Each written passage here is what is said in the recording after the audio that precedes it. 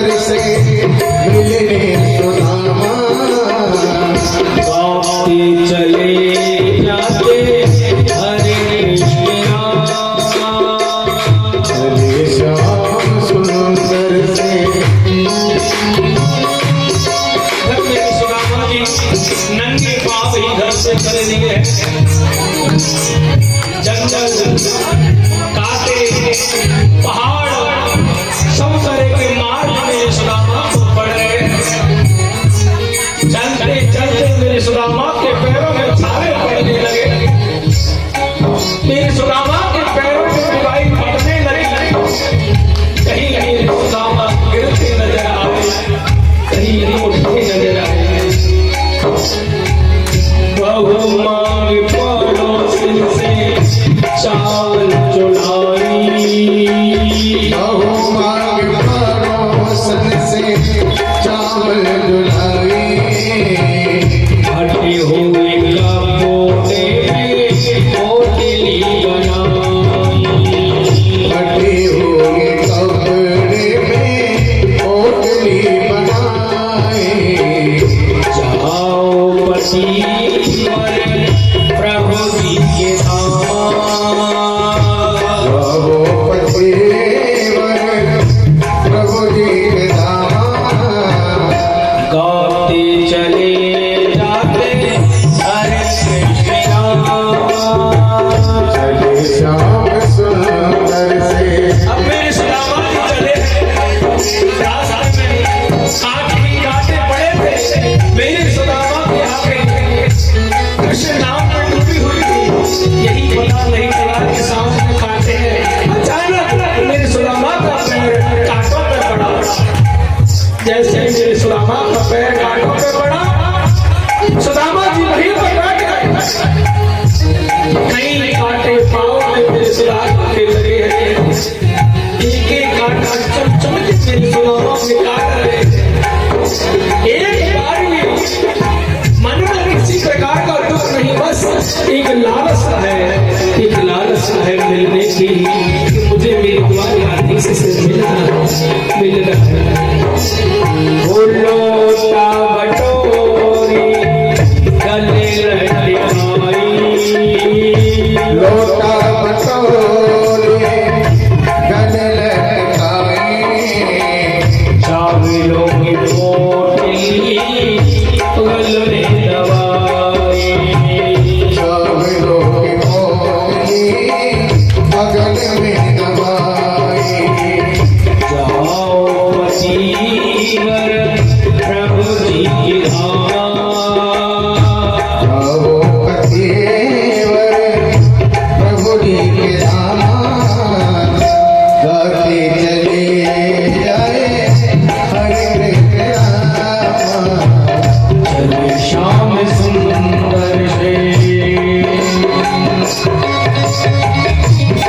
सुदामा जी चलते चलते सके नहीं। जहाँ रात होने लगी वही मेरे सुदामा का घर हो गया। ना दिन बीतती है ना रात, बस चलते ही रहते हैं, चलते ही रहते हैं, चलते ही रहते हैं। चलते चलते मेरे सुदामा जहाँ रुकते थे वही विश्राम है, और जहाँ चलते थे वही मार्ग है। कई दिनों तक मेरे सुदामा चलते रहे। जब चलते चलते सुदामा समुद्र के तट आ गए, चारों तरफ पानी ही पानी सुदामा को नजर आने लगा। अब जाए तो कहाँ जाए मेरे सुदामा? अरे भैया, ये तो पानी ही पानी है। मेरे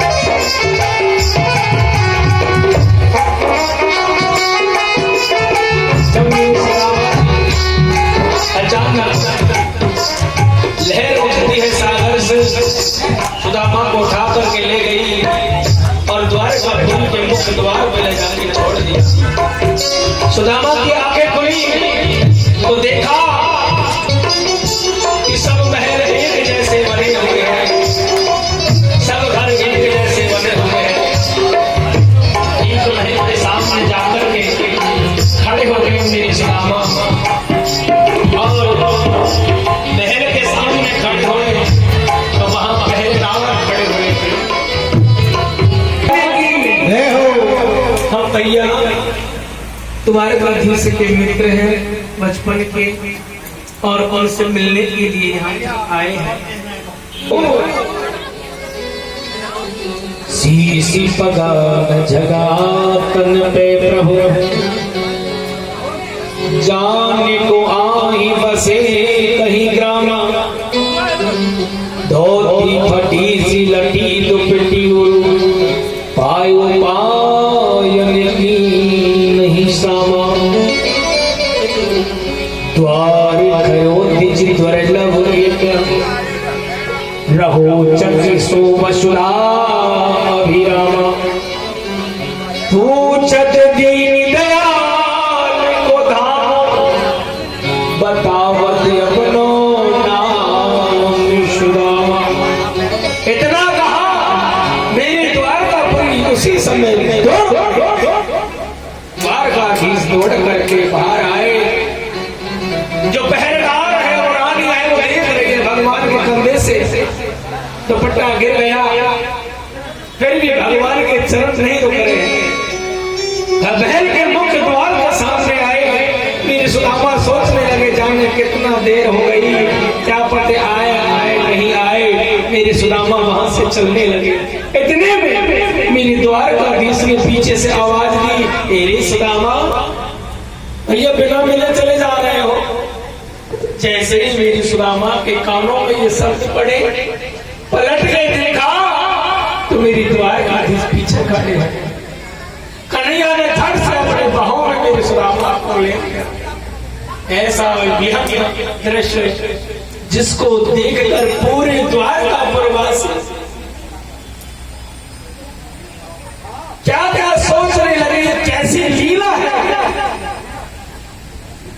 जिसके पैरों में ऐसी बीमारियां पड़ रही है। फटी धोती है, हाथ में एक लाठी है जो दो जगह से टूटी हुई है। प्रभु ने उसको हृदय से लगाया। इधर मेरे सुदामा के आंखों में अश्रुगंधा बहने लगी। अब मेरे द्वारकाधीश मेरे सुदामा जी को लेकर के महलों की ओर बढ़ने लगे। अंदर ले जाकर सिंहासन पर बिठाया मेरे सुदामा को। सुदामा नहीं, हम नीचे बैठ जाएंगे। नहीं रे सुदामा, अब तो आप द्वारकाधीश के घर आए हो, नीचे कैसे बैठ सकते हो। सोने के सिंहासन पर मेरे सुदामा को बिठाया है। इशारा किया, रुक्मणी महारानी दौड़ी और एक सोने का थाल लेके आई। आहा, चौकी लगाई, चौकी पर सोने का थाल रखा, मेरे सुदामा के चरण में उठा के थाल में रख दिया। सत्यभामा दौड़कर रामधारी में जल भर के लाई और मेरे सुदामा के चरण में पखारने लगी। मेरे कन्हैया ने हाथ करके इनकार कर दिया, क्योंकि जिस समय भगवान ने सुदामा के चरण में उठाए के थाल में रखे थे तो भगवान के हाथों में मेरे सुदामा के चरणों का रक्त लग गया। जैसे ही ये दुख भरी स्थिति देखी, मेरे कन्हैया के आंखों में झरझर आंसू गिरने लगे। ऐसी भी हाल विवाह सुपग कंटक जाल लगे मुनि जोए, हाय महादुख पायो सगा, तुम आए कितन दिन खोए, देखी सुदामा की दशा, करुणा करके करुणा निधि रोए, पानी परा तो हाथ छू नहीं, नैनन के जल से प्रभु की आंखों से अश्रु गिर रहे हैं। और जब आंसू गिर रहे हैं, जहां पर प्रभु के अश्रु बिंद गिरते हैं वहीं से भाव गायब है। प्रभु अपने आंसू से चरण पखार रहे हैं।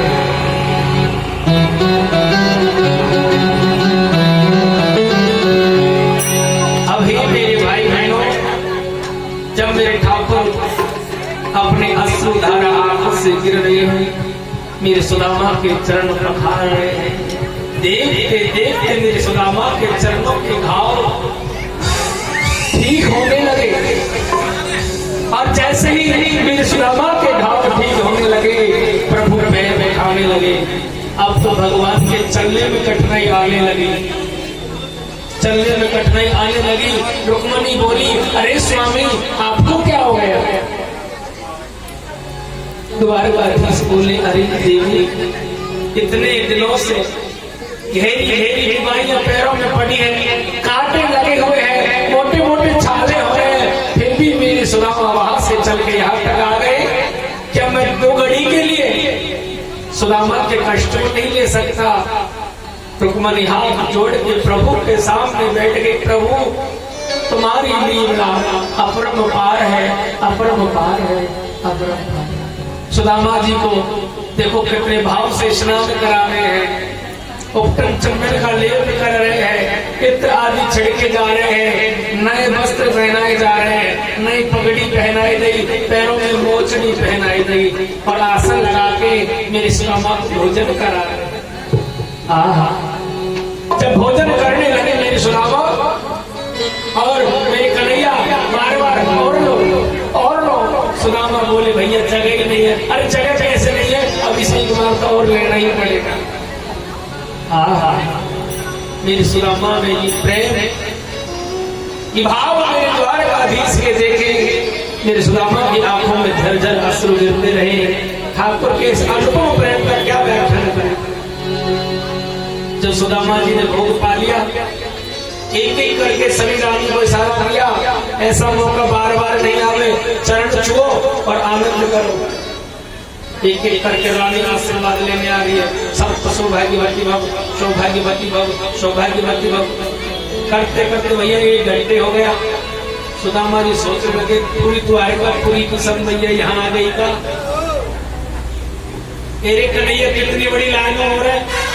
अरे भैया अभी से तो आगे आगे कैसा है, अभी से बहुत लंबी लाइन है। जब सबको मेरी सुदामा आशीर्वाद देने लगे, सौभाग्यवती भव, सौभाग्यवती भव।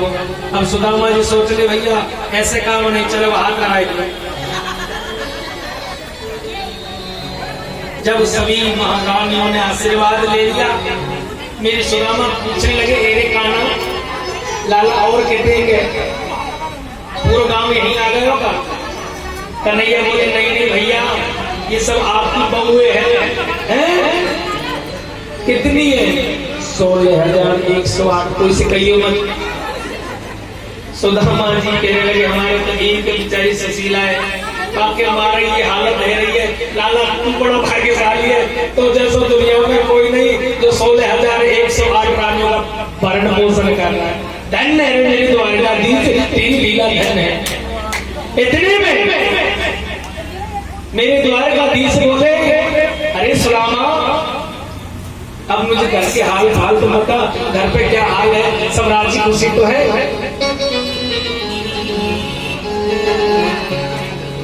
सुदामा कहने लगे भैया आपके आशीर्वाद से राजी खुशी है, बस आप मिल गए सब कुछ ठीक है। नहीं बताना तो पड़ेगा।